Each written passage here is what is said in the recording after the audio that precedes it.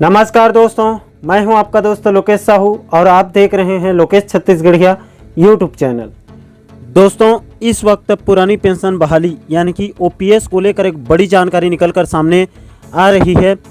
जैसे कि आप सभी साथियों को पता है कि पुरानी पेंशन बहाली का सबसे पहले जो घोषणा है वो राजस्थान सरकार ने किया, जिसका सभी राज्यों ने इसका स्वागत किया था और उसी के मद्देनज़र छत्तीसगढ़ में भी पुरानी पेंशन बहाली की घोषणा हो चुकी है और छत्तीसगढ़ में तो लगभग इसका जो पूरा प्रोसेस है वो लगभग पूरी भी हो चुकी है।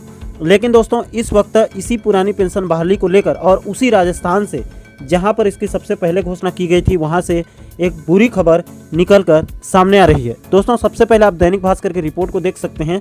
आज की खबर है इनकी 6 मई 2022 की। इनके हेडलाइंस में देखिए बताया गया है पीएफआरडीए में जमा राशि विड्रॉ कर कर्मचारियों के जीपीएफ खाते में ट्रांसफर करना चाहती थी गहलोत सरकार।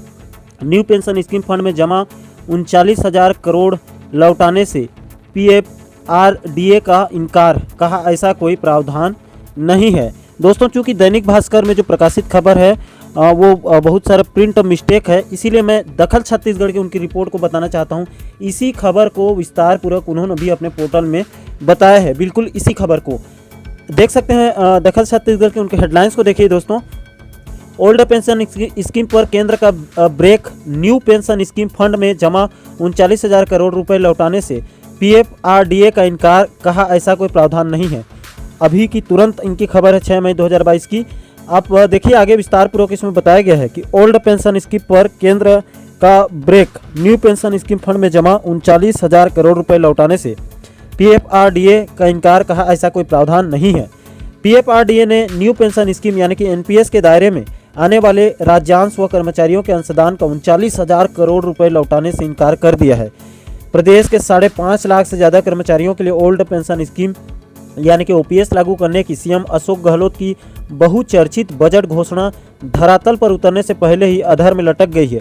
केंद्र के अधीन आने वाली पेंशन निधि विनियामक और विकास प्राधिकरण यानी कि पीएफआरडीए ने न्यू पेंशन स्कीम यानी एनपीएस के दायरे में आने वाले राज्यांश व कर्मचारियों के अंशदान का 39 करोड़ रुपए लौटाने से इनकार कर दिया है। दरअसल सरकार ने 1 अप्रैल 2022 से ओपीएस लागू करने की घोषणा की थी।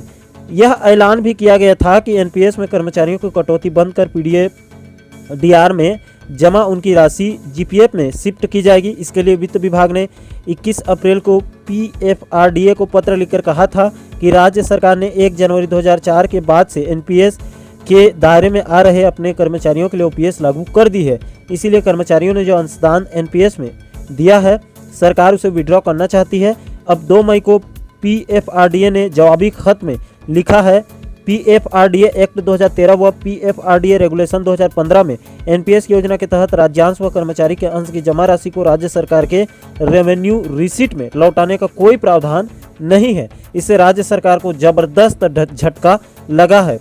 पीएफआरडीए की तरफ से यह राशि का 90% हिस्सा सरकारी प्रतिभूतियों, बॉन्ड में तथा करीब 10% हाई रिस्क स्टॉक्स में निवेश किया जाता है। गहलोत सरकार की मंशा है कि यह राशि पीएफआरडीए कर्मचारियों को वापस लौटा दे और सरकार इसे उनके जीपीएफ खाते में जमा करवा दे। इससे राज्य सरकार की लिक्विडिटी भी बढ़ जाती। गहलोत ने बजट सत्र में ऐलान किया था कि राज्य सरकार के जो कर्मचारी एनपीएस में आते हैं उन्हें ओपीएस का विकल्प दिया जाएगा। ऐसा करने वाला राजस्थान देश का पहला राज्य था। गहलोत की इस घोषणा का कर्मचारियों ने जबरदस्त स्वागत किया। अन्य प्रभाव अन्य राज्यों पर भी, माने कि इसका जो प्रभाव है वो अन्य राज्यों पर भी देखने को मिला है। छत्तीसगढ़ के अलावा हिमाचल और छत्तीसगढ़ ने भी ओपीएस लागू कर दी थी। राज्य के करीब 5,50,000 कर्मचारियों का भविष्य उलझा। जाने किसकी क्या भूमिका, किसके पास क्या है विकल्प। अब सिलसिलेवार इसमें बिंदुवार बताया गया है क्या क्या विकल्प है, क्या परेशानी और नुकसान हो सकती है। तो पहला नंबर पर कहा गया है कि गहलोत सरकार के पास क्या है विकल्प, यानी सरकार के पास क्या क्या विकल्प है उसके बारे में बताया गया है। सुप्रीम कोर्ट जा सकती है, राज्य सरकार तर्क देगी, कर्मचारियों के लिए ओपीएस लागू करना उनका हक है। इसमें 2 बिंदु बताए गए हैं। पहला तो 1 अप्रैल से सरकार ने एनपीएस के तहत की जाने वाली कटौती बंद कर दी। सरकार राज्यांश के रूप में हर साल 2,000 करोड़ रुपए एनपीएस में जमा करवा रही थी। यदि पीएफआरडीए राशि नहीं लौटाता तो भी राज्य कर्मचारियों को ओपीएस दे सकती है। हालांकि ओपीएस लागू करने के लिए अभी तक कोई नोटिफिकेशन जारी नहीं किया है। दूसरा है, राज्य सरकार ने महाधिवक्ता से मामले में विधिक राय लेने के लिए प्रस्ताव तैयार कर लिया है। सरकार कोर्ट में तर्क दे सकती है कि PFRDA का गठन यूनियन लिस्ट के 71वें आइटम के तहत हुआ है, इसीलिए इसके नियम कानून राज्य पर लागू नहीं हो सकते हैं। और दूसरा बताया गया है कि क्या क्या परेशानी हो सकती है। तो PFRDA को क्या परेशानी है उनके बारे में बताया गया है। छत्तीसगढ़ और हिमाचल भी OPS लागू कर चुके। 3 राज्यों ने एक साथ विड्रॉ किया तो 1 लाख करोड़ रुपए निकलेंगे। मार्च 2022 तक PFRDA फंड में राज्यों का 3.60 लाख करोड़ रुपए जमा था। राजस्थान के साथ हिमाचल व छत्तीसगढ़ ने भी OPS की घोषणा की है। यदि तीनों राज्य एक साथ पैसा विड्रॉ करते हैं तो बाजार से करीब 1 लाख करोड़ रुपए बाहर निकलेगा। ये है PFRDA की बड़ी परेशानी। NPS के मौजूदा क्लॉज में एग्जिट के 3 विकल्प हैं। पहला है कि VRS लेने पर ऐसे में 80% राशि फिर फंड में री इन्वेस्ट करनी होती है। दूसरा, रिटायरमेंट पर ऐसे में 40% राशि फंड में री इन्वेस्ट करनी होती है।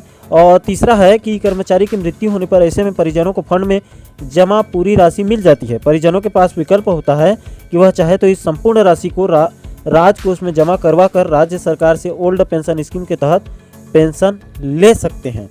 और आगे बताया गया है कि इससे कर्मचारियों को क्या नुकसान हो सकता है। तीसरे बिंदु पर तो इसमें देख सकते हैं दोस्तों, बताया गया है कि OPS के आदेश के बाद अब तक OPS के आदेश अब जारी नहीं हुए हैं।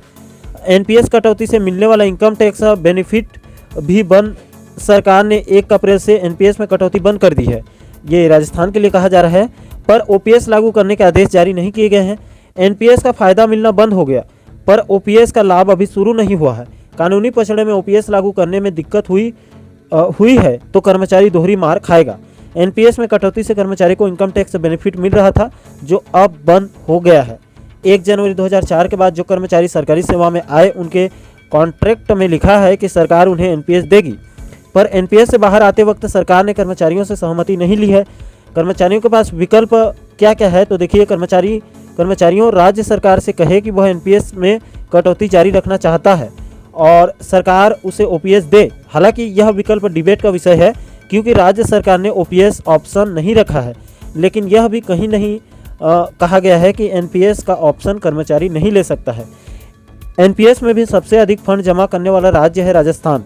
NPS में कर्मचारियों को मूल वेतन का 10% व इतनी ही राशि राज्य सरकार अंशदान के रूप में PFRDA में के फंड में जमा करवाती है। 18 साल में राजस्थान ने इस फंड में 28,000 करोड़ रुपए जमा करवाए हैं। ब्याज सहित यह राशि 39,000 करोड़ रुपए होती है। तो यह है दोस्तों राजस्थान के कर्मचारियों के लिए बहुत ही बुरी खबर है, बड़ा झटका उनको लगा है, क्योंकि PFRDA ने राजस्थान सरकार को साफ इनकार कर दिया है जो उनका 39,000 करोड़ रुपए वहाँ पर जमा है उसको देने के लिए, और उन्होंने कहा है कि ऐसा कोई इसमें प्रावधान नहीं है। अब दोस्तों देखना पड़ेगा इसका छत्तीसगढ़ में क्या असर होगा या फिर नहीं होगा, ये तो भविष्य की बात है, लेकिन फिलहाल राजस्थान के कर्मचारियों के लिए बहुत ही बुरी खबर है, खास करके OPS को लेकर। बाकी दोस्तों इस पूरे मुद्दे पर आपकी क्या राय है, हमें आप अपने विचार कमेंट सेक्शन में ज़रूर बताइए, और आप आगे भी इसी प्रकार के महत्वपूर्ण मुद्दों पर वीडियो देखना चाहते हैं तो हमारे साथ आप जुड़े रहिए।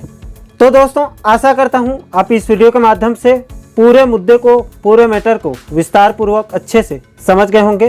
दोस्तों इस मैटर पर आपकी क्या राय है, हमें कमेंट सेक्शन में अपनी प्रतिक्रिया जरूर दें, और साथ ही साथ आप आगे भी इसी प्रकार के महत्वपूर्ण टॉपिक पर वीडियो देखना चाहते हैं तो हमारे चैनल को आप सब्सक्राइब जरूर करें, ताकि हमारे सभी नए आने वाले नए वीडियो की नोटिफिकेशन आप लोगों तक तुरंत पहुंच सके। दोस्तों इस वीडियो में फिलहाल अभी के लिए इतना ही, मुझे दीजिए इजाजत। मैं मिलता हूं आपसे एक और महत्वपूर्ण मुद्दे के साथ, महत्वपूर्ण वीडियो के साथ। तब तक के लिए जय हिंद, जय छत्तीसगढ़।